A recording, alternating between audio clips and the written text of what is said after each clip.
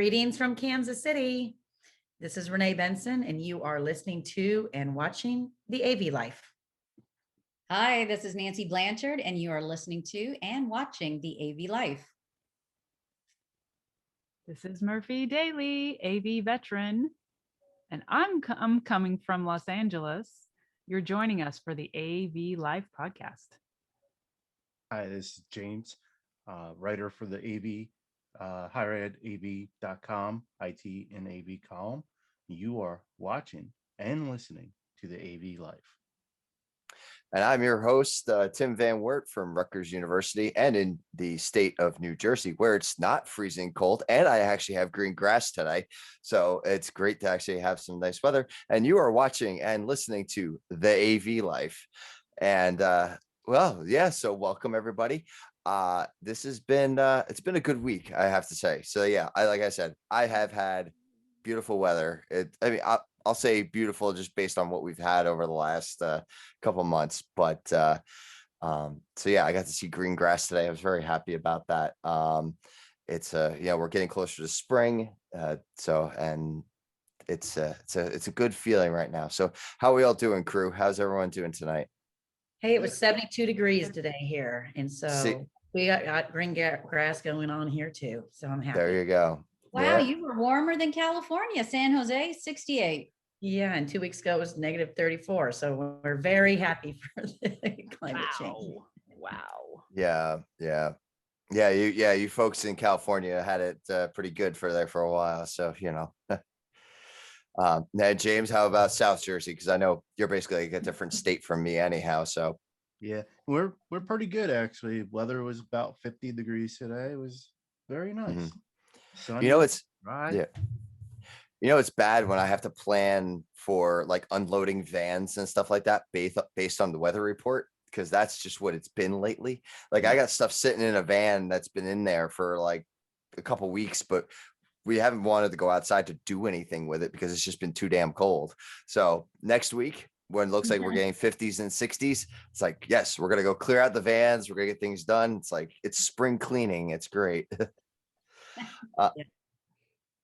So, and I'd like to introduce our guest tonight, Tom Milner. How you doing, Tom? Hey, Tim. Hey, everyone. Thanks for having me. This is my first time on the AV Life. I'm based here in the UK. I run a couple of businesses here in the UK that services the AV industry in general. I won't go into any detail there. This is not a promotion. But I'm here to join in and have some fun with you guys. Well, Tom, if you know anything about the AV Life, we're all about the promotions. So, Murphy has a book, Joe Way has a book. There's a website, higheredav.com. So, that there's things. So, yes, if you would like to promote. I'm currently in talks with Nancy to write my book for me. Oh, there you go. We're all about the shameless plugs on this. Yeah. podcast. Oh, and I have to correct myself. Murphy has several books. I'm sorry. 4 books. Joe Way only has 1. Oh, well, he does have a doctorate. He has to work harder on them.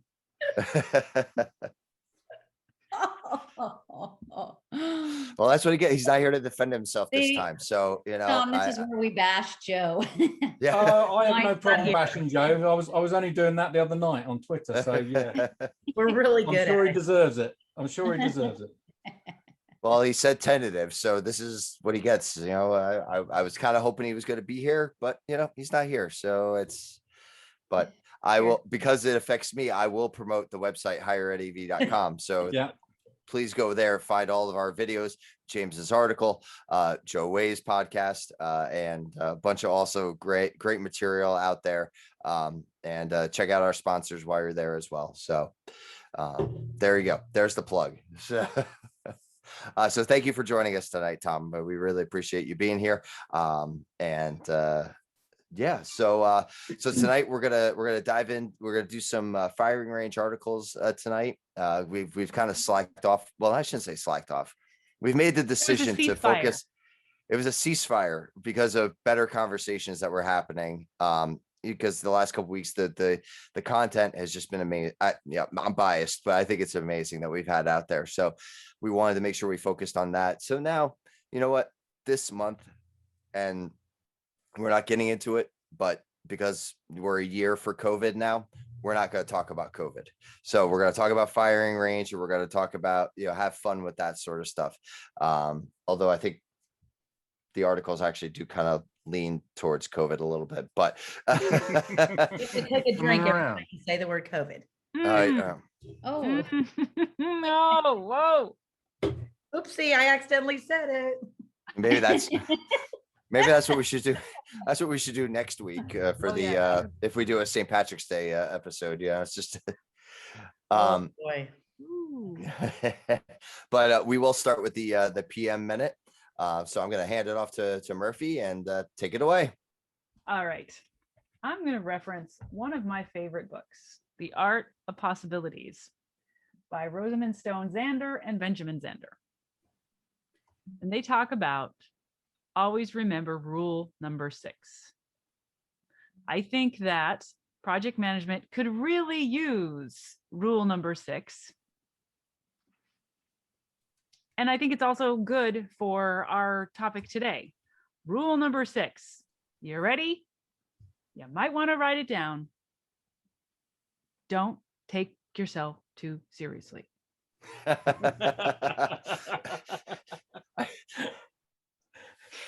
So I had a great time, just this afternoon. I had a project, I was project managing a meeting, and it was kind of silly. We had to do, like, the consultant who was doing the work was going to have the people inside the company watch him to do this thing so they would know how to do it themselves, kind of a training handoff sort of thing. Our favorite, train the trainer, right? Right. We do that all the time as AV people. And he was doing it, and I had nothing to add. I was just there to make the meeting start, right? So I was goofing around, and I was saying, okay, I don't want to get involved because I don't want to be like Mickey and get in the way, and Mickey when all the brooms get involved and mess up the mop and everything. So and I was cracking jokes, and he said, it's hard to be serious when you're around. And I was so happy. I'm like, yes, you should be laughing when I'm around. That's what I'm going for. Even when we're being serious, you shouldn't be too serious. I agree. All right. I Yeah. agree. Life is too short to be serious. Make it fun. No, Surely. I had a VP that I worked for a couple of jobs ago, and he was a VP like I had never had in my life. I thought, this guy's nuts. And he said, at the end of the day, if we aren't having fun with our customers, they're going to go find somebody to have fun with and be personal. And after all, I mean, he was very insistent on, if you have that relationship, throw a fun little meme on the email. On Mondays, do it's Monday. On Fridays, hey, it's, he had a fun, and I was like, it was so funny because here I've been in the industry a while, but after seeing what that did for people, I was like, oh my gosh, thanks for that. It brightened my day. And it was like my funny little TGIF meme brought it, and it was like, then next thing you know, you were having conversations more like friends than work associates, and so I love that. That's fitting. I like it. And I feel like those of us that are us AV people, we don't usually take ourselves very seriously. At least I've noticed that, and the sales reps and things like that tend to be a little bit more successful around us are not as serious about things either. They're serious about making their sales, don't get me wrong, but like, if you're having that relationship, as we've always talked about, that building the relationship is important, then it should be fun. Like if you're not having fun with what you're doing, then maybe you shouldn't be doing what you're doing. Exactly. Yeah, I mean, I had a call today and it was Canada. It was in Toronto with a rather large end customer. It was only because I worked with the guy over 20 years ago, and now he's on the end user side. And I was talking to his senior engineer with her, and I was like, so where do you live? What street in Toronto? We talked about things. And I mean, it was just not just get down to business, but, sort of find out a little bit more about the person and, what they're doing and ease into it. And Okay, that had. Sorry. Now Sorry. you're throwing me off. All right. I'm It's a sorry. piece of pizza. It's like, it's on my head. I can't have. Sorry, I'm fiddling around with video filters here from Zoom. So I'll turn that. I'll But- turn that off. I'm not taking Yeah. away my airplane background though. So But I mean, that's how I always work is it goes beyond just, talking about business, but actually finding out about the person or, any commonality or things like that. It builds those, like I said, those relationships, I guess. Right. nice one, Murphy. And I've been doing a lot of intro calls at my new job, and I'm calling some of the resellers that I've worked with in the past. And all of a sudden it's a 48-minute phone call. It's a 30-minute phone call. It's just not like Oh dear. thanks for calling, Yeah, no, Working here, and like I said, it's because it doesn't matter what company that you jump from job to job to job, you meet up with them and you just start up, where you left off. Yeah. Mhm. I think that was the first time I realized I needed to work for myself because I'd stopped having fun working for other people. Mm. It's fine working for other people as them as your customer because it's a different relationship. But when you're working for them, they're your employer. It's not the same thing. It's a lot more difficult to have fun. But you make your own fun if you're making your own way. Through starting up a business or carrying on a business that you've taken over from somebody else. It's non-stop. That's the difficulty. You've got to understand when to switch on and switch off. That's the problem. And that's when it can become not fun as well, because you end up overworking yourself. But my 22-hour a day job doesn't stop me from doing that. Mhm. Well, that's how you Leave get it through. for the That's week. I think that's how you get through a lot of the tough situations. I mean, like you said, there are times to be serious, and then because you have to have those difficult conversations. But then at the same time, like if we're not having fun with what we're doing, then why? Well, I actually left the job because I was constantly told by the guy I work for. He always used to say, "Now is not the time for levity." And I'd just look at him and he had this completely deadpan face. Either he was really good at playing poker or actually he was just the most boring man in the world. And I just decided in the end he was the most boring man in the world and I couldn't work for him anymore. He So said I- he said that. He Levity. said that Levity. now is Now not the time for levity. And everything was just about nothing but work. And levity in and of itself is a very bad word for what it is. It's not even a fun word. Yeah. No. It was basically, I'm looking at this as a particular subject that's not close to my heart. It's very, it's probably the furthest away from my heart, he was indicating at the time. And actually, I don't want to talk about it for very long. So let's just get on with the job. And it's like, no, if I can't have fun, I don't want to be here. Because Mhm. what's the point? You may as well go and stack shelves in the supermarket if Yep. that's what floats your boat. It's all about just enjoying what you do. Mhm. As what I preach to my coaches for the soccer league is, first off, fun. If the kids are not having fun, they're not going to learn because they're going to hate being there. So I agree, is don't take things so serious. You got to have fun. Yeah. Exactly. Good one, That's Murph. good. Yeah, that was a good one, Murphy. And we didn't take it for very long either. So that was good. But I think, and it's something, as always, a lot of things that I think that you've brought to us, Murphy, they've all been good. It's all good content, but it's also things that we just need to be reminded of. Yeah. Yeah. Agreed. Well, I'm so glad. Yeah, that's the thing. All right. I have started, speaking of having time for levity, I started meeting with my improv friends. I talked about how when I Mhm. started working from home, I needed to have people to be with. So I went and took improv classes. And it's just good to okay. In improv, one of the things you can do, which can be really hilarious, is just say what's the case. Remember that lovely Darth Vader in the cantina? and he's just describing what it's like. If you haven't seen it, it's an Eddie Izzard thing. There's a Oh, the yes, dark, and this Death one's Star. wet. Yeah, okay. And this one's what That's- I am. Do you know who I am? And he's just describing what would actually happen when Darth Vader was trying to get better service at the cantina. And it just like describing absolutely ordinary experience, but it's hilarious because just describing all the normalness of the day is shocking and hilarious sometimes. Mhm. Like, oh yes, the trays are always wet. That's hilarious. So, I'll have the penne arrabbiata. yes. So even just noticing like, oh, life is so absurd, it's hilarious. It doesn't take much to laugh your off.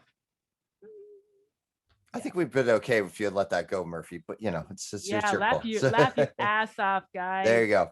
You don't It's need, the other especially ones. just COVID-19 hanging on. Woo! Oh, you have to drink. Okay. Speaking of comedians, it's the the 7 bad ones that George Carlin talks about. So those are the ones we got to stay away from. But Oh, you mean those ones? those are the ones we don't want to say on here, because then I gotta go back and do edits and things like that, and you cause more work for me. You know, really is what it boils down to. That would be very. I should have been given a list. We like to keep our guests in surprise. Yeah. I wonder if they're different in the Britland. Oh, ours are probably much worse, Murphy. Much worse. Well, remember a lot of the terms that I'm going to be very, very careful here. A lot of the terms that we use most of the time are actually quite positive and quite affectionate in some ways. So they may sound absolutely horrible to anyone else in the world, but it's, in a lot of times it's actually a term of endearment when we use it in the right way. But I'm not going to do it because I could, but I'm not going to. I'll Right. save that for a special. Well, I see in Tim's mind, he's thinking, okay, so would they be safe or is it going to cause me more work? You don't want to get me started, Tim. I will I'm not also- stop. I'm also thinking of the movie Boondock Saints, and when oh geez, the one character, the funny man, oh geez, I can't even think of what his name is. Rocco was like using the F word, and he's like saying it all these different ways, and then the two brothers are going like, well, that really shows the flexibility of the word. It's like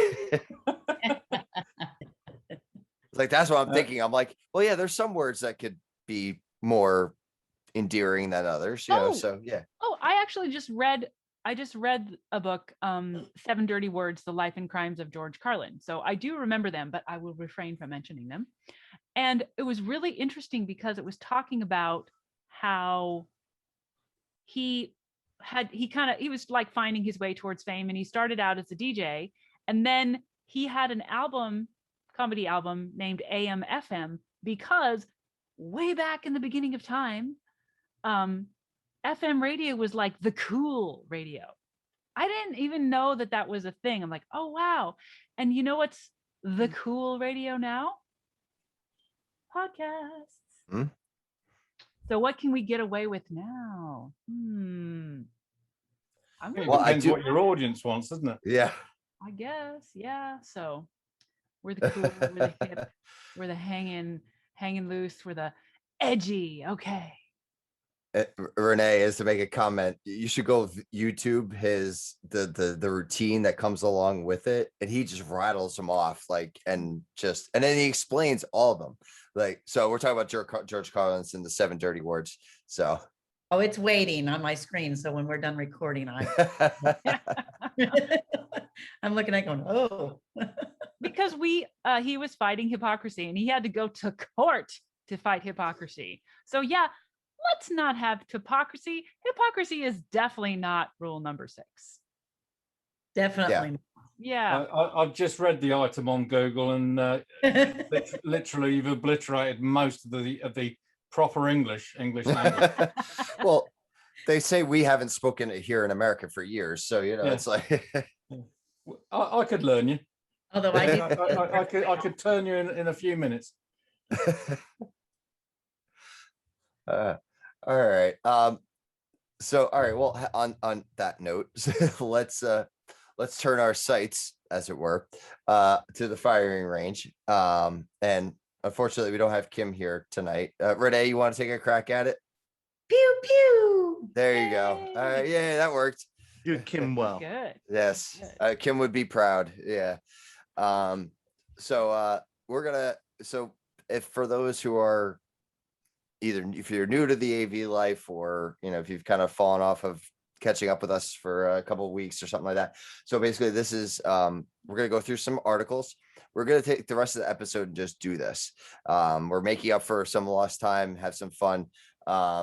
That we, like I said, we didn't get to do these. And we're gonna split into. We'll take one. We'll split into two teams. We'll do, and then we may just end up going free for all on these articles. Yeah, we'll debate and we'll announce some sort of winner. We'll figure it out, but it's all kind of loose in it.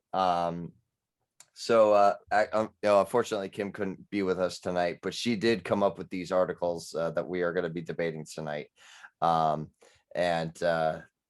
As we so the first article tonight actually comes to us from here in New York, on the East Coast, and that Peter Luger, of Peter Luger Steakhouse in Brooklyn, has borrowed the wax figures from Madame Tussauds in Times Square, and they have put them into the steakhouse as having like people in the steakhouse. And you could walk up to the bar and see John Hamm standing right there. You could go to you'd be sitting at a table next to a table that has exactly, that's what I was just about to go. Audrey Hepburn sitting from Breakfast at Tiffany's with her martini in front of her. Or you could find Jimmy Fallon sitting at a window seat as well. Really, it's not really so basically, I guess we could debate, is this a good use of wax figures, or do the wax figures really belong back in the museum? And so we'll let's see, how do I want, was that? What do we do for teams? That's what I was just thinking. I'm thinking how we're gonna do this. I don't want to do boys versus girls because that's just too easy.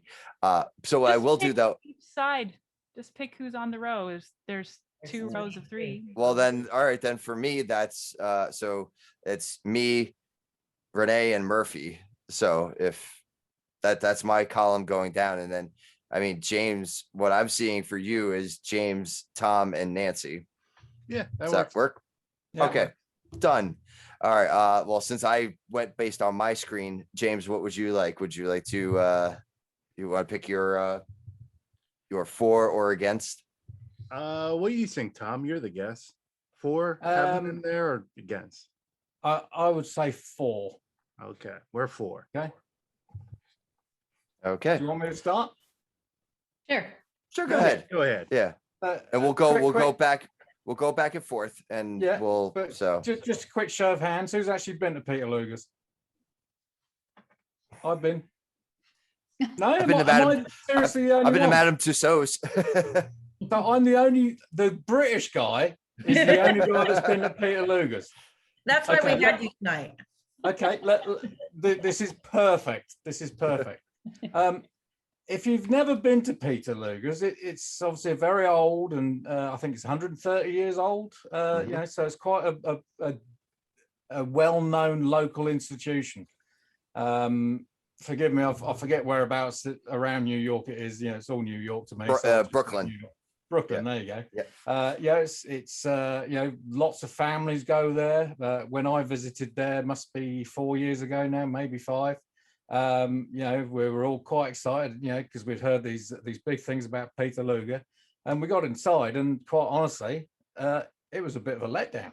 And I'm actually thinking, well, actually, getting Madame Tussauds in there is probably going to improve on the actual atmosphere and the lackluster service that you might have in there, because actually they're not competing to gain your attention anymore by selling you a limited amount of steaks. and a few different types of potato, but actually trying to interest you in all the people around you, and not so many screaming kids either.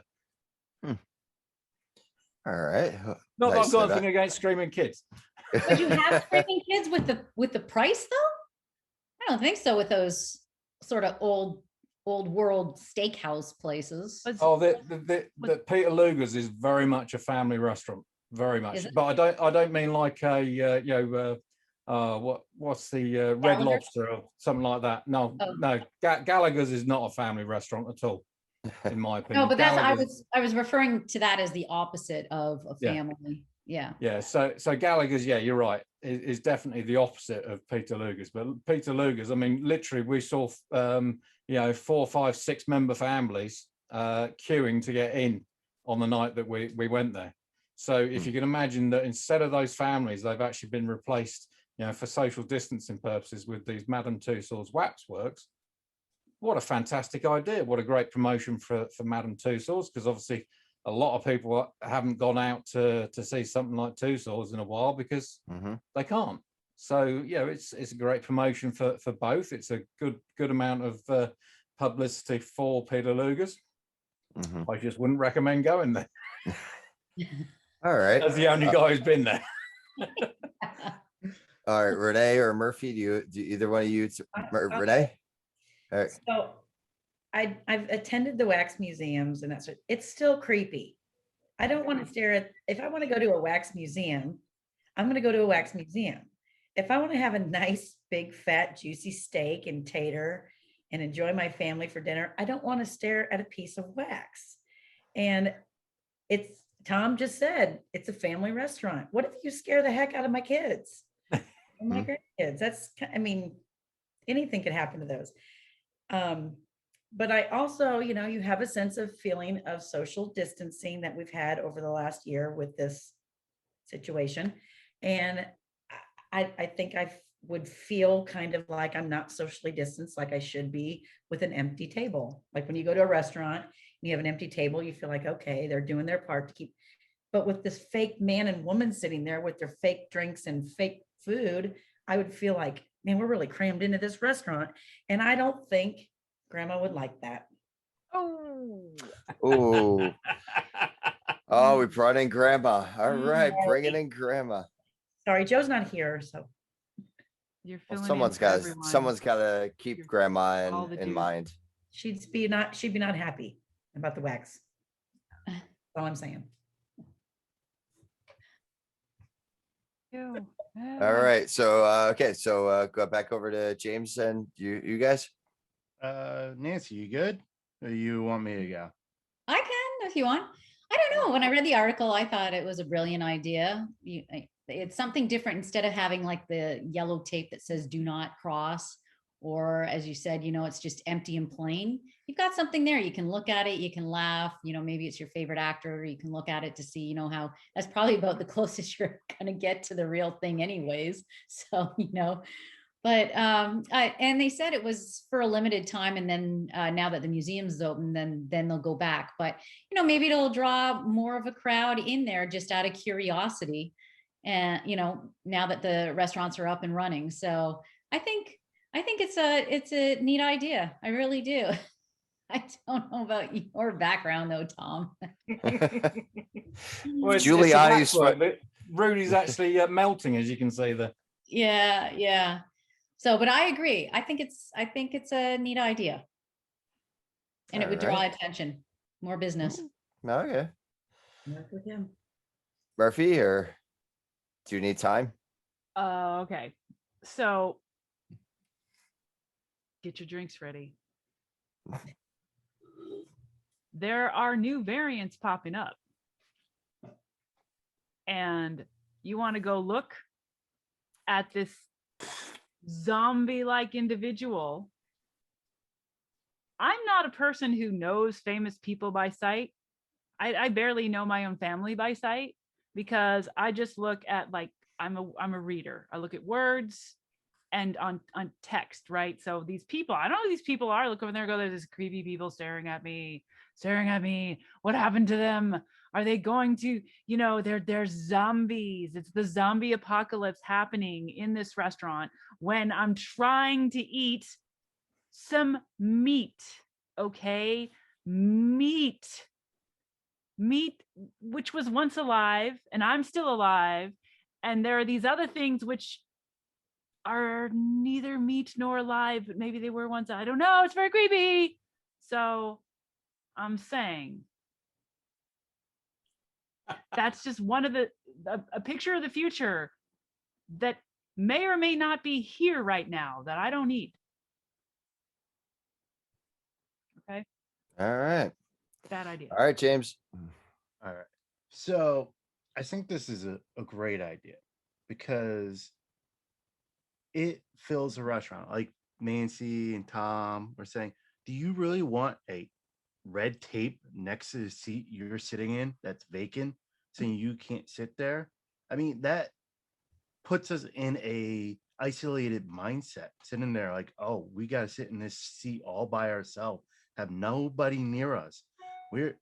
People are already missing social people. So you put a wax person next to it. It fills that void. It may not be a real person, but grandma can still talk to them. 'Cause grandma's just going to yammer anyway. And but this is what the best part about these is. I don't know about you guys, but have you ever been at a restaurant and you have that friend who stops by and you don't want them sitting with you, but the seat's empty and they sit there? Now they can't. It prevents those people who you just like, sorry, the table's full, you can't sit here. You can actually say that now. Sorry, seat's taken. Other than that, you're going to have an empty seat, and that,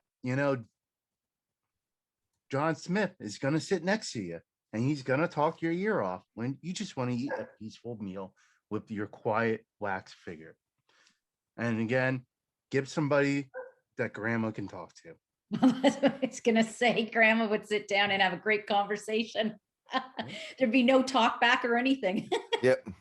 But it's one less seat that Joe Way can sit in. Him close us out. We got this. There you go. All right. So, you know what? Spence is right. I want meat. I don't need a side of wax with my meat. Like all I need to do is pull up next to Jimmy Fallon. Jimmy Fallon starts getting hot like Rudy over there. He starts dripping into my steak. Come on now. There's none of that. I don't really like Jimmy Fallon much of as an actor anyhow. I don't need the wax figure sitting next to me. He belongs in a museum. Indiana Jones had it right in Last Crusade. So it belongs in a museum. Get it in the museum, put it with Madame Tussauds and be done. And you know what? Yeah, there are other variants that are out there. The restaurant can go and disinfect the tabletops and stuff like that. You think they're going to spray those figures? There are people going up and taking pictures of those figures, guaranteed, because that's what they do in the museum. I've seen them do it. So that means people are touching them. People are sneezing on them. There's cloth. No, that's a disaster waiting to happen right there. It's a petri dish of germs. We got to save grandma, put them back in the museum where they belong, and now let me enjoy my steak. Okay, we need a virtual high five because we killed that. Not grandma, but this round. No, we're not killing grandma. I mean, Melted the wax. The wax going into the steak. The pictures with the people. That's true. I never thought about that. Come on now. This is a prop, because I have pictures from when I went to Madame Tussauds. I took pictures with the figures. So it's me and Bruce Willis. It's like, right. Not real Bruce Willis, but it was the wax figure. But yeah, so people are touching them. Like, I'm not, no. So They're leaning their right. face up against it and breathing on. Yeah. Yeah, the airborne thing that is COVID. I think what you've got to bear in mind though is for the less romantically encouraged, let's say, amongst us, that actually gives people more of an opportunity to actually take somebody home that night. Oh my. There's a special table in the back for All the melting you need. Are they- back there. Yeah, are they functional like that though? Like, I don't know. Well, Oh, they're extra. Lord. Extra. Don't shoot the messenger. Yes, he already told us that the Brits have a way. Oh, there's always a way. If there's a will, there's a way. Mm-hmm. Yeah. So I guess that's what the drippings are actually used for. But anyway. Uh, So all right. I'll just Did I set go them too up and you just hit them out the park then. See, I haven't said, and the thing is, I haven't said anything like, that I need to bleep out. Now, is it unsavory? Maybe, but Yeah. We've had worse. we have had worse. Yes. Wow. We have. All right. I don't know if we're going to declare a victor on that. I think we'll just let that one go. I think we'll let our audience decide. Oh, all right. Well, Renee has declared that we are the winner. So That's fighting Renee. talk. Only because I don't have a Right. we lost one. You just have to put that. It's like we're all winners. No, You're all no. winners. I don't lose. Uh, I win or I learn. There you go. Okay, That's there. I Yeah, like that's that. good. Okay. I win or Yeah, I you live, learn. you live, you learn. Alanis Morissette had it right too. So, Mm. Correct. oh, and speaking of side note, I can't wait for Broadway to come back. Thinking of, but that's just another side thing. But actually, I will say this. Go to Vegas. Well, Vegas, yeah. But Yeah. they are opening some of the theaters for pop-up performances in New York City starting in like April or something like that. So little things. So all right. They're going to film Art with finds a wax way. figures. What's that? They're going to film with wax figures. That's fine. It's not in a steakhouse. It could stay over there. So Huge difference. yeah.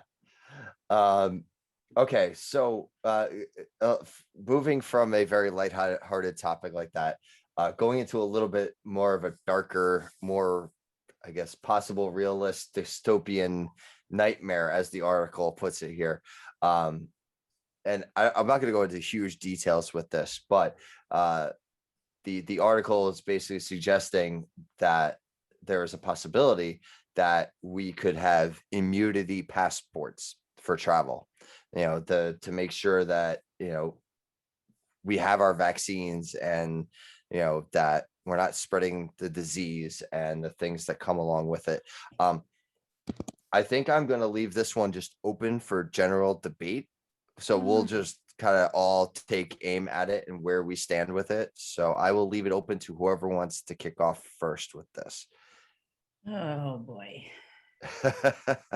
I could also go first because I kind of know where I stand with this. Go, Tim. So, all right. Yeah. So here's the thing. Like I'm all for keeping people safe. I'm still waiting to get my vaccine. So I'm on my list for the state. I think we do need, especially if we're talking international wise, and I'm sorry, Tom, if I'm going to offend anyone from the UK, but I'd like to make sure that anyone leaving my country, living here in the US or coming here from to the US is vaccinated, or like, I have no problems with what they've done now too, where they're doing like, you need to be tested before you get on the plane. Like that is like perfectly fine. I feel like there is a very fine line, though, that we could very easily cross over to the other side of where, and this article says it, that the people that don't have the means are not going to be able to go anywhere, and they're going to be locked into their sections. We are 2 steps away from Police state. police state. I was thinking Hunger Games, like where you are in your section and that's it. And like, so I get where they're going with this, because from a health standpoint, yes, we cannot have the virus going back out there again and having things reacclimate and have other variants pop up. We already have some that are starting to show, and they're faster and they're that's just how viruses work. They get better. It's like they come back bigger and stronger. So this is something that it's got to be controlled.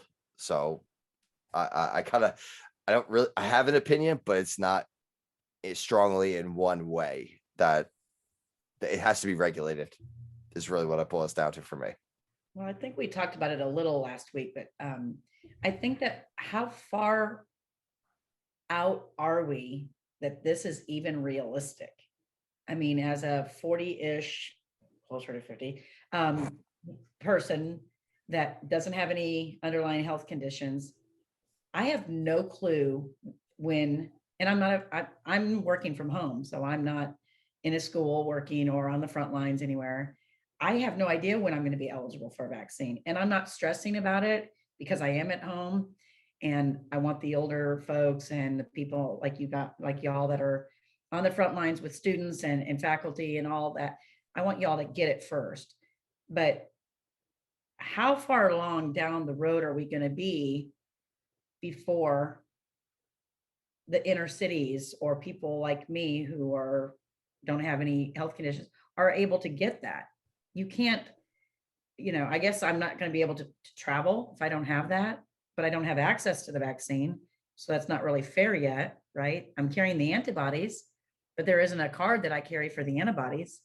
And then the other thing I think about is, when I was 18 going to college, I went to any bar I wanted because I had a fake ID made up, right? For $50, the guy in the back of the dorm did all these fake IDs.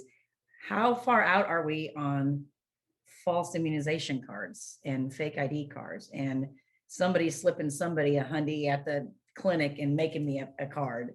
So I'm thinking we've got to find some sort of a way to regulate this. And like the article said, look at the people that don't have smartphones, that don't have an app they can pull it up. And even that can be falsified. So I just feel like it's a great theory.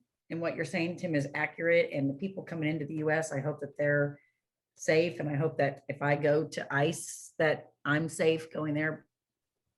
But how are we really going to lock this down? How are we really going to document that you've had the vaccine? Well, I think we need to understand that there are people who will be tracking it. There are people who will track it very carefully, and we can trust them. We will let other people watch it, and they will do it very, very well, and we will have nothing to do with it.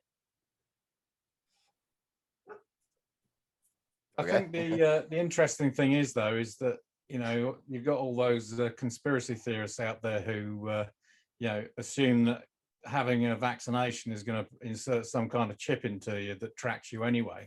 Well, actually, this kind of thing would be effectively the same thing. If you would have put passports on people to say whether or not you've had a vaccination or not, when actually, eventually, this will blow itself out. This virus will not last forever.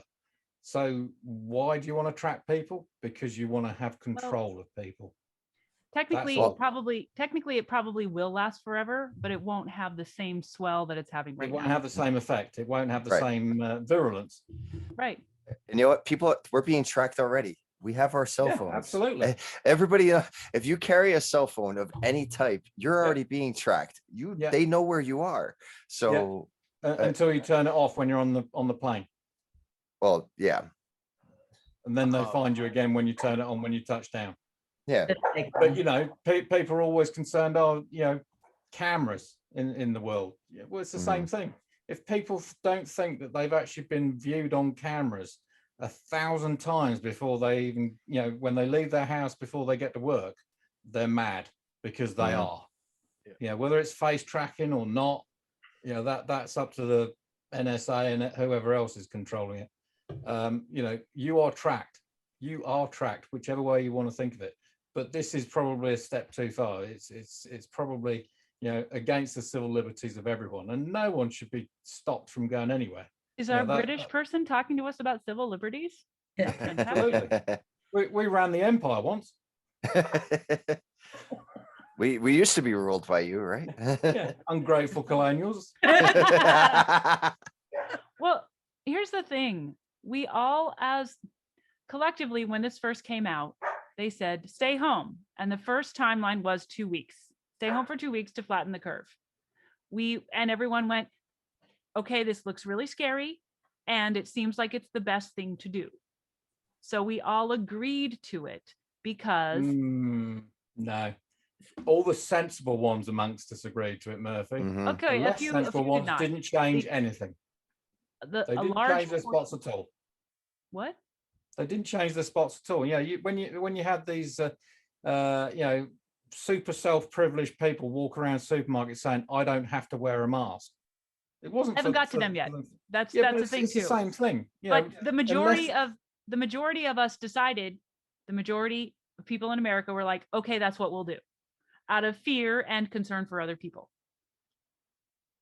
a concern for ourselves and concerns for other people. And then that got leveraged, like, oh, Big time. we can make everybody sit, and they're like, we don't want to give that up.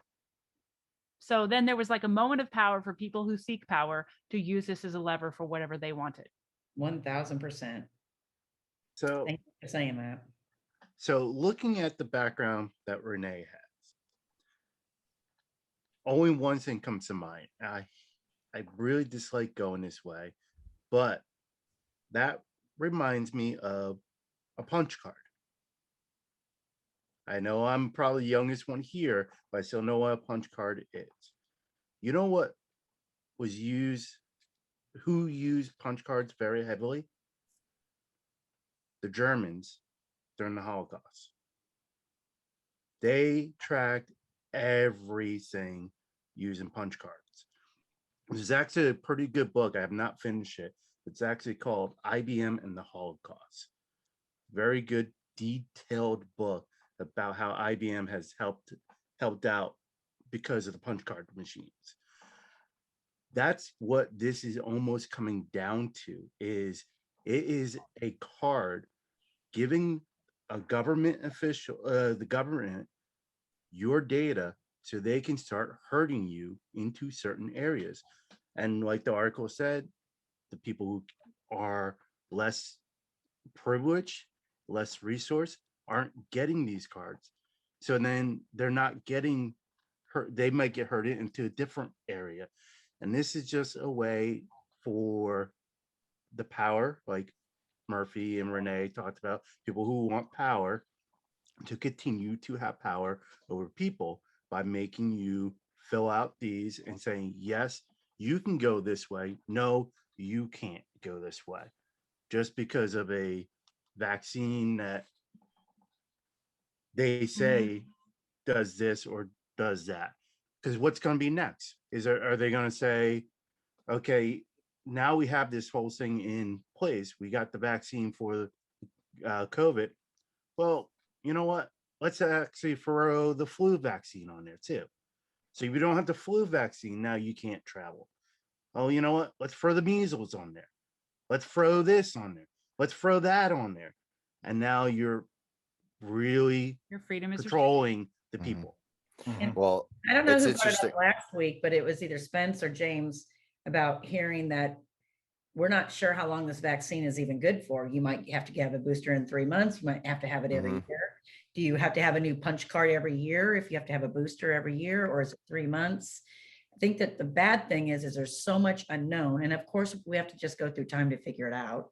It's probably no different than what they went through with the vaccines, a million years ago. But I just feel like all of my privacy and all of my freedoms are just all of a sudden I'm feeling claustrophobiated by all this stuff. And I just feel like I guess it's just destined for me to be here in my house forever and a day. But I have mixed emotions about the vaccine. I have mixed emotions about the card, and I'm entitled to those opinions.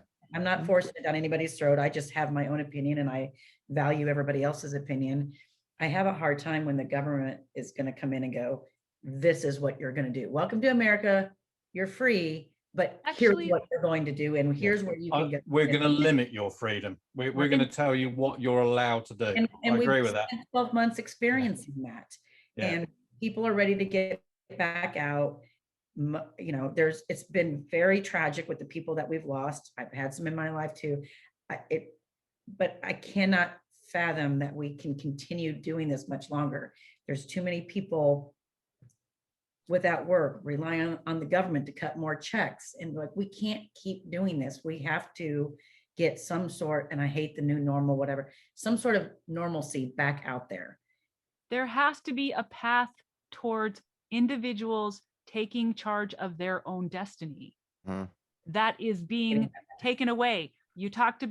James, you talked about people being in groups and say, oh, well, the people, you said, oh, they're the IBM and the punch cards. And like, well, then you get divided into groups and you go, well, some groups treated better. I deny the premise of the argument. Let's not be divided into groups. I want to be in control of my own destiny. And I want everyone around me to be able to live their best life. I don't want somebody else deciding that. I don't want the government deciding that. I don't want any institution, whether it's a church or a school, sorry, higher ed, but we don't want that. I want individuals to have the freedom to make up their own mind. And yes, we started out with most people, sorry, Tom, not everybody, but most people deciding that they would do what's right for everybody. And so that is a good intention that I can honor and say, let's keep doing that, but let everybody make up their own mind. Yeah, and be in Murphy, charge of their I'm own not disagreeing with you. I actually agree with you that actually the sensible amongst us actually all did face the same way and say, we're going to do our best for our fellow man. But unfortunately, there was a minority that basically said, no, I'm going to ignore that because my own self-entitlement tells me that I shouldn't do that. And that's wrong, because that's actually not doing it for the bigger cause. That actually we all want to be able to be free, and we all want to be able to do whatever we want to do. Actually, an amount of pain, and I'm not saying the amount of pain we've had so far is the right amount, but actually if people carried on, no matter how small a minority it was, doing the silly things, going off and spring break or whatever it is you guys had over there last year, that created wave after wave after wave. We've had the same thing over here in the UK where some of the younger generation, some of the older generation, in fact, basically just said, won't affect me. Unfortunately, a lot of those people ended up dying because of it, because they weren't anywhere near a vaccination at the time. So you said most people want to do the Most right thing sensible for each people. other. Most I would sensible say people. I am seeing an emerging group of people who want to do what keeps them in power. I'd agree with that as well. Sorry. Yeah, Oh, you're yeah, absolutely and- right. Well, There that's are the thing, some nut jobs in politics that I would absolutely have a very long conversation with you that would be agreeing all the way down the line on, I'm sure. Right. And that's where, and actually it's interesting because something that's coming up in Florida right now is that Governor DeSantis is being wrapped into this whole thing that seniors in certain communities have been donating to his campaign and getting the vaccines because of it. Money talks. Oh, Money yeah. talks. Yeah. So obviously they're all denying it and things like that, but it's a very real thing that could possibly happen, Yeah, like you said, money talks, like that's, and that's also the elitism, as it were. It's like, I have the money, I can get what I need, and then I can do what I want, but I don't want to listen to anybody. It's like, we have all the right. same exact thing happening in Missouri, and I don't know if anybody knows much about Missouri. We're really small, but St. Louis and Kansas City are the two metropolises, which are still very small compared to most of where you're at. But they are more blue cities. So all of the mass vaccinations have been in like Branson and Joplin and Springfield and all these little towns that are like, who even lives there? But they were more red supporters, and that's where all of these vaccination sites are. So that's major drama here right now. Is your governor is a Republican? He is. And Interesting. So then all this week, it's been all this drama. Like the two metropolises are the only ones not getting all the mass vaccine sites. We still have the pharmacies and the grocery stores and the people that are doing it, but the big, we've got Arrowhead Stadium that housed the Kansas City Chiefs. That would be the most perfect place to put a mass vaccination site and roll them in and roll them out. as I said, The NFL even said, here, have them. Like Goodell was like, yeah, take all of our stadiums. And Yeah. that's 30, they're 30. Yeah, because New York and Los Angeles both share. So 30 stadiums that are Huge. prime real estate to do these sort of things.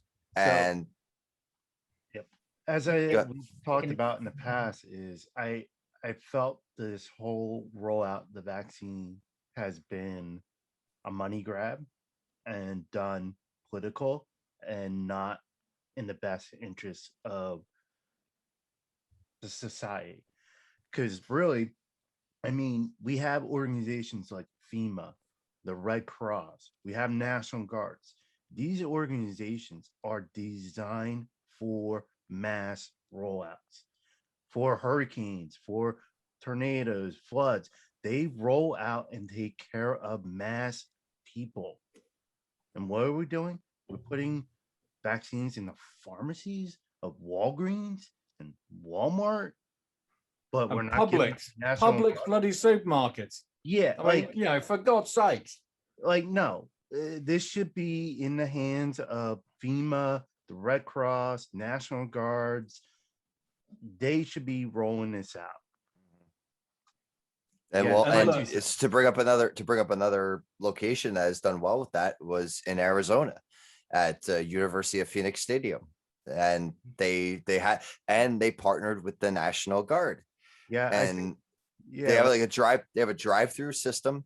It's like 8 lanes wide and you just drive through and they just, yep. hit you with the shot and move on. Like, I think West Virginia, if I could be completely wrong about this, but I heard somewhere they were like one of the last states to get have high cases. And now they're one of the best states to have vaccines because they put it in the hands of the National Guard. And they're the most spread out state in the union, I believe. Like they're not dense populated at all. Did So- those organizations, did they step up to say, hey, we will do the vaccine rollout? Or you're saying that it was overthrown by the individual states and the governors and? I can't say 100% that they stepped up and say we would do it, but I don't see them denying it. I almost want to think it could have been backdoor deals. I think FEMA is now starting to do some mass rollouts, but again, we are almost 2 months into this now, and Well- now you're just getting FEMA into it. yeah. Well, and the What is it? unfortunate part also, I think when it comes to the National Guard, the governor has to be the one that calls for them. Yes. But the problem, like here in New Jersey, I think half of our National Guardsmen are still in Washington, D.C. right now. So Which was it's another like, mess. There is. which is a whole nother mess. So because of one mess, we can't handle another mess. And it's like, there's only so many people, And to, so to what go we- around and clean up. Yeah. But the So- thing to bear in mind about all of this, and it doesn't matter which side of the pond you're on or any part of the world you're in, as soon as it involves politicians of any shape, size, or color, or people who are put into positions of power that have the ability to abuse it, you can tell they're lying because their lips are moving. It's that simple. Yep. That simple. There's no argument about it. It's human nature, unfortunately, that people who are perhaps less honest than the rest of us want to be or aspire to be, they wheedle themselves into positions where they will actually exert power over others, and that's no good for any of us. Hmm. But it's again human nature. Well, the people What who can we are in do? power would think that it is good for them. Oh yeah, absolutely they would. Yeah. But it's not good for the rest of us. The general populace, that the majority. that Yeah, doesn't- we're letting a very, very small percentage of people actually rule our lives. And it doesn't matter, what our opinions are about the original premise about passports or vaccinations or anything. We're actually all being completely buggered up by this small percentage of people who are actually only in it for themselves. It doesn't matter what color, red, blue. And here's the matter. thing too. Here's the thing too. These cards can be used in any way that the people in charge of them want to use them. Maybe it'll be just vaccines. Maybe it'll be something else. Maybe it'll be, oh, add another checkbox to make sure you have this. Yeah. And maybe it won't even matter. It can be used in any way as a gatekeeper to stop people from doing what those in power don't want them to do. You know, I was saying that Murphy being a gatekeeper, I also read in that article, they're looking at, okay, for major live events, concerts, let's say football games, let's say activities, sports, let's say it's sports, schools, employment. So that's where, you know, it gets to the point of, okay, now we're talking about control over things. Also, political rallies, Uh, oppositional gatherings to the people in power. Yeah. I want to tell you, I just read today. So we have a large hospital here in San Jose called Good Sam Hospital, Good Samaritan Hospital. And the CEO was forced to resign because it came about that teachers from a very strong school district here, I guess you could say an elite school district, that the teachers were volunteering or were being considered as health volunteers so that they could have access to the vaccine sooner. And it came to light, and it's a big shakeup here in this area about that. So That teachers are getting the vaccines? but they're fronting as healthcare volunteers. So it's allowing them to get the vaccines quicker than others. And it's from, as I said, an elite school district here in Los Gatos. So, yeah. Well, So they're Yeah, it's jumping just the that- yeah. line, and it's, yeah, If the you line know, weren't so long, it wouldn't even matter because we'd all be getting through. But mhm. it is so long.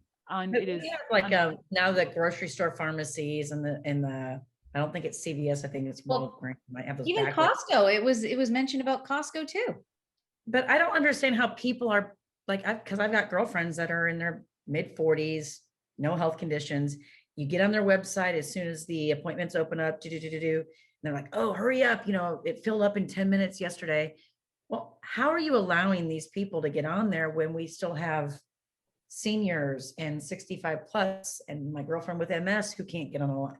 How are you allowing? It's like but you want to put a card on me to tell me whether I've had a vaccine or not, but you can't put the right people in line first that maybe Yeah. get more than. Goes back to the elite. It's honor. It's honor system. Yeah. It's- Well, Go and ahead, that's- James. you go to the high Even we V go with the honor get system. on, Yeah. but I'm not going to do that. Yeah. Even Um, if you go with the honor system and stuff, like Um, look at all the registration systems right now. There are online registration systems. Not everyone has a computer, especially the people who probably need it. So, like, we have a big digital divide. We already talked about this hugely with education, with students who can't access school material. So now you've rolled this nationwide vaccine out. You throw the only way you can get a vaccine is register online. Probably the people who need it the most have no internet access. So who again is getting it is the people who have the means, and the people who are suffering are the ones who are not as adept or privileged as some of us. Well, I also want to tell you, so there's a show, the Talk, and I'll watch that. And one of the new hosts, her husband was Nick Cordero, who passed away from COVID. I believe he was actor. a big, Broadway actor. It's a Broadway. Yeah. Mhm. Yeah, she got flack because she actually took a picture of herself getting the vaccine, and people were saying, you know, how dare you, skipping in front. And so on the show, what she covered is she said no, that actually you can be able to register or show up and be like on a wait list, because there are a lot of people that do actually make appointments and they don't show up. So then those vaccines are having to be thrown out. And she said Yep. what she's trying to do is let people know that you actually can get the vaccine and educate them that there is that availability, because she said it hasn't been marketed too well. Yeah, that's the unfortunate part is that a lot of people have gotten. Oh, hold on, let me take off my glasses here. A lot of people Hard to have. take it serious. Yeah, I know. Well, You're so it's cute, just something. Renee.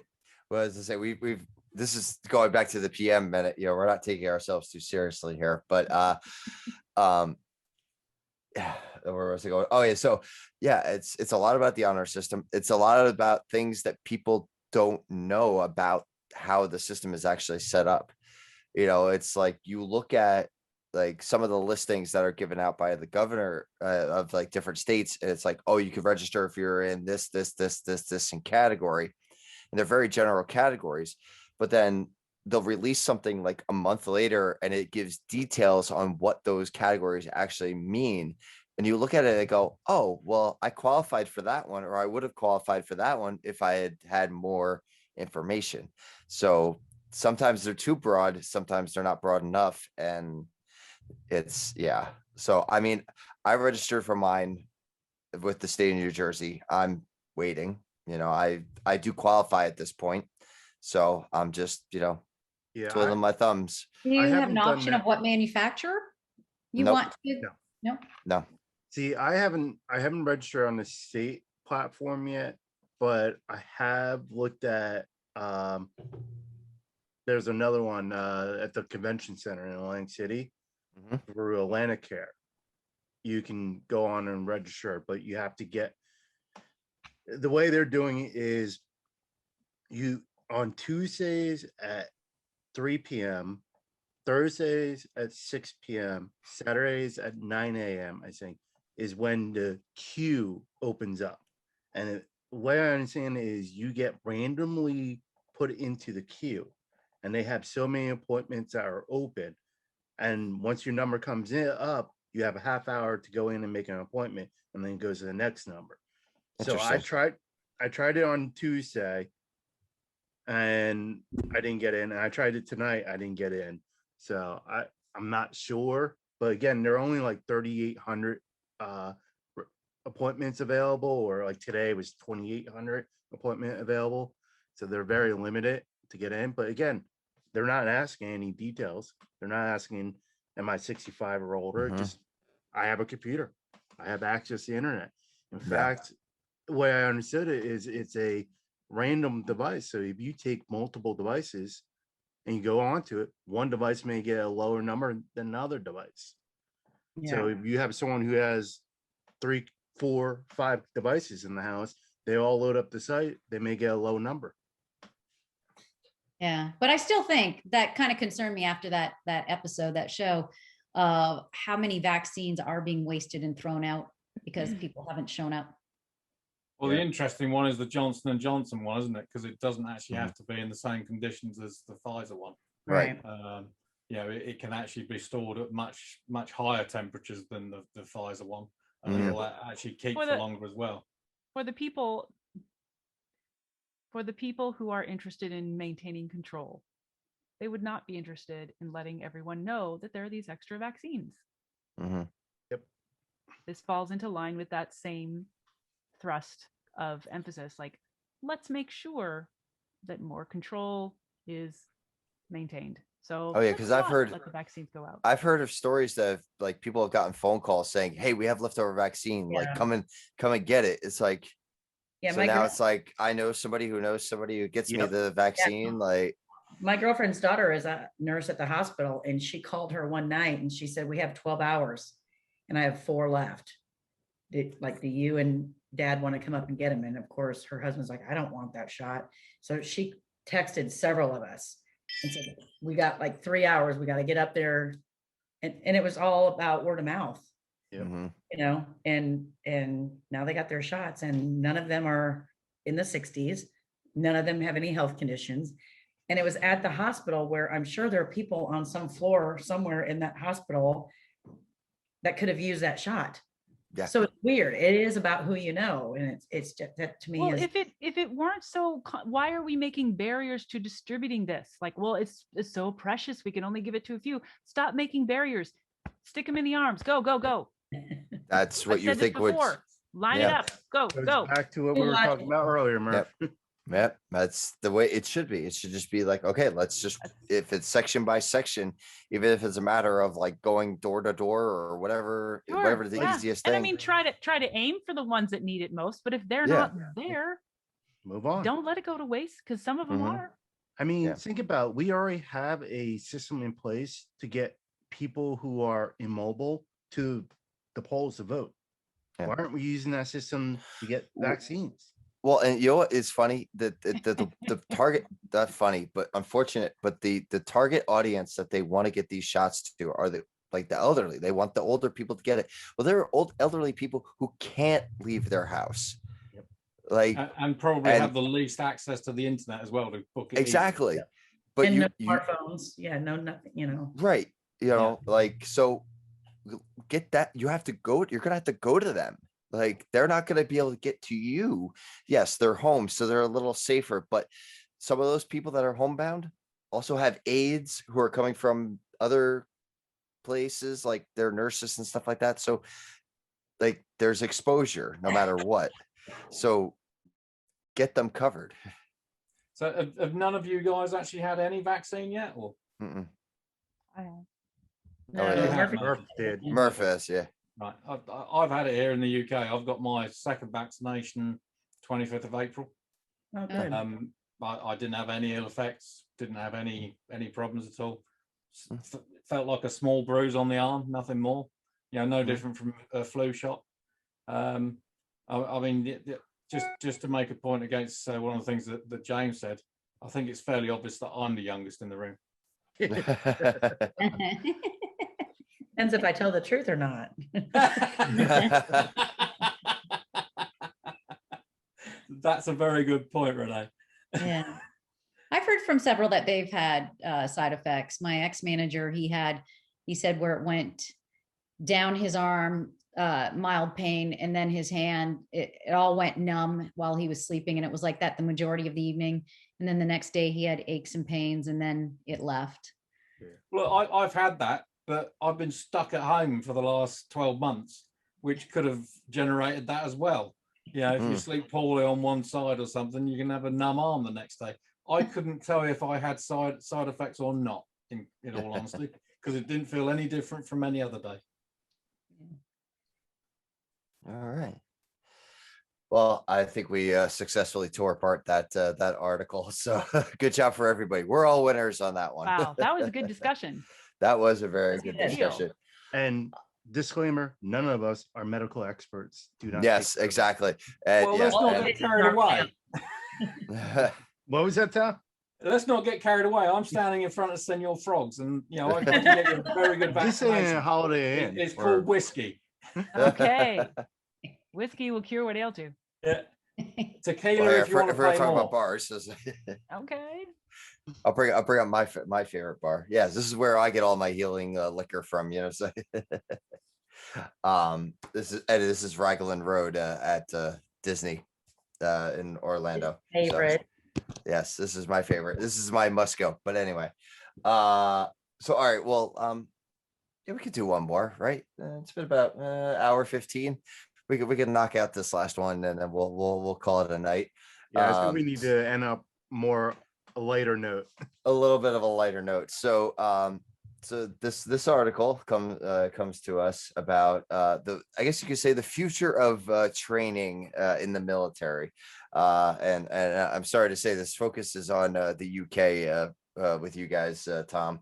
And the British military is training its soldiers and running military exercises through a virtual reality simulation. And the simulation looks more like a first-person shooter video game than a serious military engagement, according to a new BBC video. And the article goes on, to explain a little bit more in detail. And they're saying that it's close enough, and that the United States has done similar types of training, but there's still lots of issues when it comes to doing it in this way. So I guess the discussion is, are we ready for virtual military training, or is it still a hands-on experience, as it were? Wow. So I'll leave. I honestly, I think it's great that they can use technology for, potentially doing things like this instead of actually perhaps having mass war games or something like that.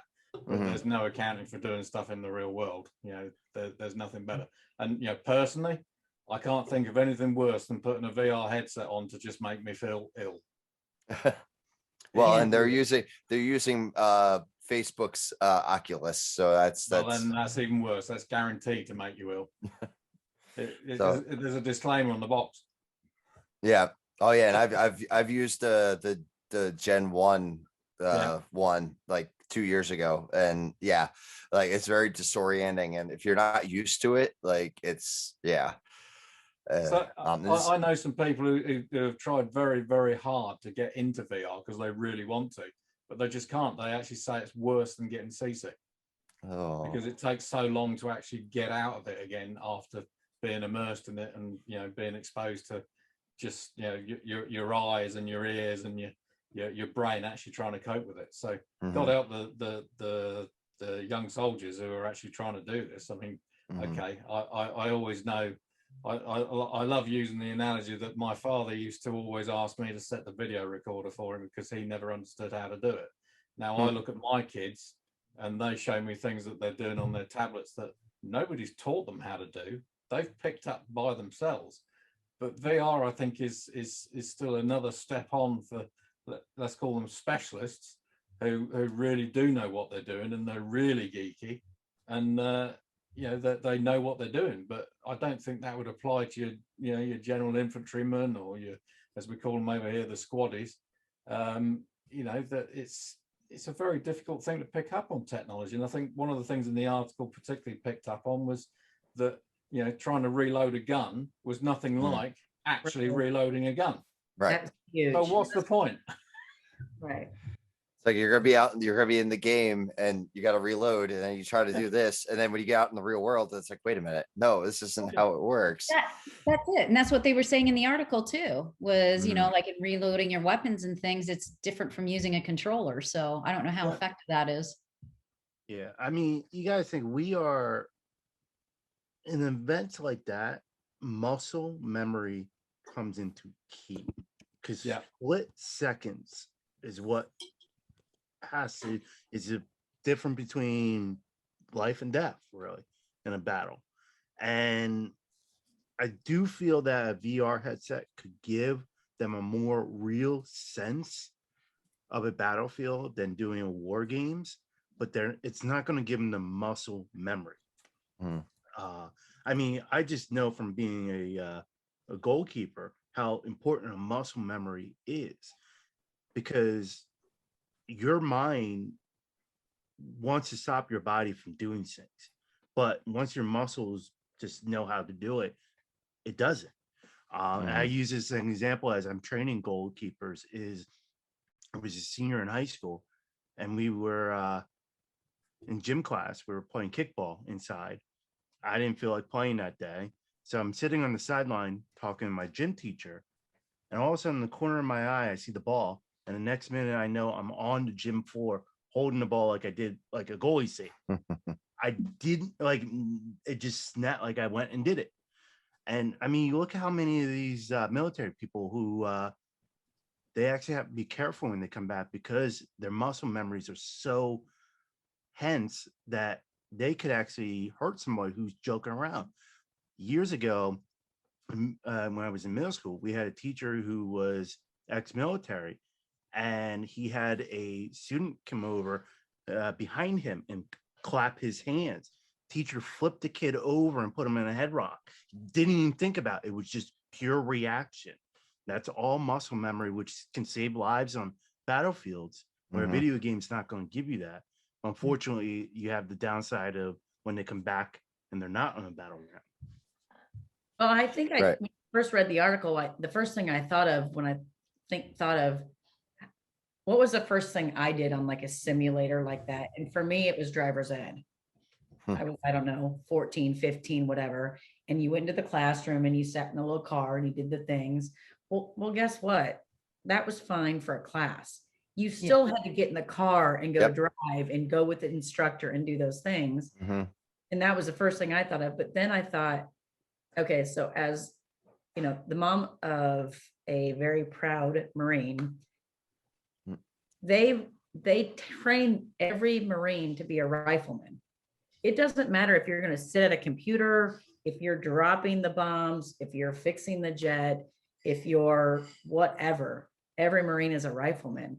And do you know what that means? They all have to pick it up and do the physical work. And at any time when they're working at the computer or doing this, at any time they could be a rifleman. There's a reason they do those sort of things. Now, I think that the simulation for training, fine.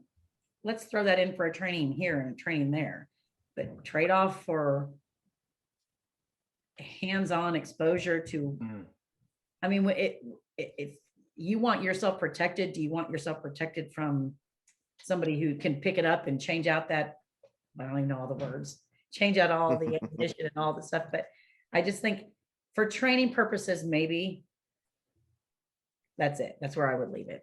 I I guess the real think- question is whether or not in another 40 or 50 years time, when the technology has really accomplished itself, is it then the right time to use it? Yeah.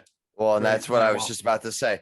Yeah. You know, unless we get to the point of like Ready Player One, which is what I put on him as my wallpaper here, you know, Yeah. the whole full body physical interaction, sensors, and you know that you're not hampered down by controllers and stuff like that, but your body is the controller with a treadmill below you that you're running, and you're actually feel like and I know stuff is starting to come out, but like I agree with Tom, like 40, 50 years down the Okay. line, maybe we're there.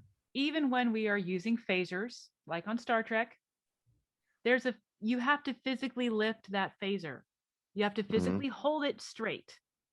And as a person who is practicing some martial arts now, there's some actual, like, you got to hold it there for more than what are you doing? Are we having a fight? We're grappling. But no, there's like a real thing. I do practice at home every night, and I'll actually go do some after this because it helps me sleep. But doing it by myself is not the same as actually striking another person. Right. And even as I practice, it's not even the same as getting in a real fight.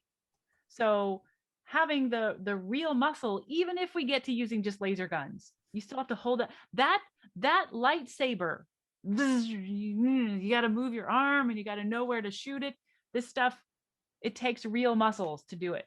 Well, hey, wait, if I'm using a lightsaber, I'm using the Force, and the Force says that I have better reaction time Oh anyhow. my God, you are not strong in the Force, Tim. You have to get strong in the Force. So now That's a different type of training. the Still- only benefit I would say is I think airlines have been doing virtual training for years with little to no problem. So I could see it being beneficial. Hence, I say little to no. There's always problems. You still But got to these- you still have to get behind the controls of a You still have plane to have eventually. flight hours and all that stuff. Yeah. They do a lot of training, especially for in storms and stuff that you're not going to send up a real plane for it. So Car racing as well. That's another example of great virtual training. Where was that? Car racing, you know, like Yeah. Formula One simulators and stuff Yeah. like that. Just fantastic application because you're actually using exactly the same things Yes. as you would in real life. The only thing that you don't necessarily get is the forces in exactly the places that you should. But that's more of a learning thing as well, because you can actually learn just by predicting the curves in your mind by Oh, yeah. racing the tracks. But that's why when they're doing it with the aircraft simulators, there's so many random elements that you're never going to have the same flight each time, and that's why it's great training, because you can actually throw in stuff that you just wouldn't necessarily expect, but you can deal with emergency situations then in the real world much better. I agree. So, like I said, there is a benefit to it, but I don't see it becoming a key element right now because you need to have that muscle memory. Well, like I said, I'm okay with the training. You know, you got a little bit of training. Yeah. You go into the physical piece of it, then you've got some memory of it. But I don't think anything would ever replace that when it comes to combat, but Yeah, no. probably biased. Also, my biggest fear. Also, isn't he handsome? He And missed his thank high you for school his service. graduation because he was serving our country, so I Thanks was for able to his get him back for the prom. Take- my brother's in the army. Well, yeah, I think he's still in the army of reserves, I think now, or yeah, I think he's reserves, but he did 2 tours overseas. Mhm. So, Thank and you. then I had a lot of people in the service. I actually thought about going into the service, but I always said if I went in, I wanted to be a Marine sniper. I know, a little too much information. It's a little good go. Yeah, yeah. You never know. That's all right. We're on a good James's good side right now. So at least I think we Yeah. are. So Oh, don't worry. I couldn't join the military. I mean, my asthma really kept me out. Oh, of it. okay. Yeah, that was one of the things. But and that's another thing. Go about with the whole virtual thing is, have any of you guys done any reading or watching movie American Sniper? Yeah, Yeah. great film. Yeah, great film. And the book, and his book is really good too. And what's weird is you look, he's probably was, if not still the best, one of the best snipers for the U.S. Army military, but he couldn't hit a target. He had to hit a live moving target. Yeah. Like he would go to the range with the and miss, and then he would pick out a snake in the grass. Did not know that. Interesting. Huh. All right. Well, and you know what? The same could be same for a lot of the AV stuff that we do. You know, everything's good in theory and everything's good in, you know, any simulations, but until you get out there and you actually hang a monitor and stuff like that. Just talk about AV for the first time today. Okay. Yeah, see, it Well, all is that comes what back this is around about? eventually. Drink. Oh, Wait, I this thought I is was an just AV coming on to podcast? talk, you know, talk about anything we wanted. I didn't realize AV was actually involved. We're hanging. This is the life. This is the life. It's the AV light. Yeah. AV life as a cover up. Yeah, exactly. So it's just loosely the AV life. It's All like, depends on who we have on. Sometimes it's over the top AV, IT. Mhm. Times it's just what's it? Sometimes we just follow rule number 6. Rule number 6. Yes. That's, Just- and there we go. It really That's, felt like a rule number 6 day. Is Yeah. that full circle? that is full circle. So on that note, Tom, thank you very much for joining us tonight. If you'd like to let our listening crew and watching crew how they could find you, you Yeah, can, this is absolutely. your opportunity to do So, that. yeah, Tom Milner, Service and Support Limited, Pristine Screen Limited. You'll find me on Twitter at ServSup, SERVSUPP. Look me up. Happy to link with anyone on LinkedIn. Anything I can do to help you out there, let me know. All Thanks right. for being here, Tom. I know Yes, it's thank you. Yeah. late Thanks for last having me. Happy to come again. Yeah. Yeah, I mean, yeah, well, yeah. If you're up at this hour, then yeah, we'll have you back. So Yeah, too right. I'm always up. Nancy will tell you that. Murphy will tell you that. You never go to sleep. No, I'll sleep when I'm What is dead. sleep? exactly. Sleep when you're dead. That's you know. So, well, again, thank you to Tom. Thank you to the crew. And until our next adventure.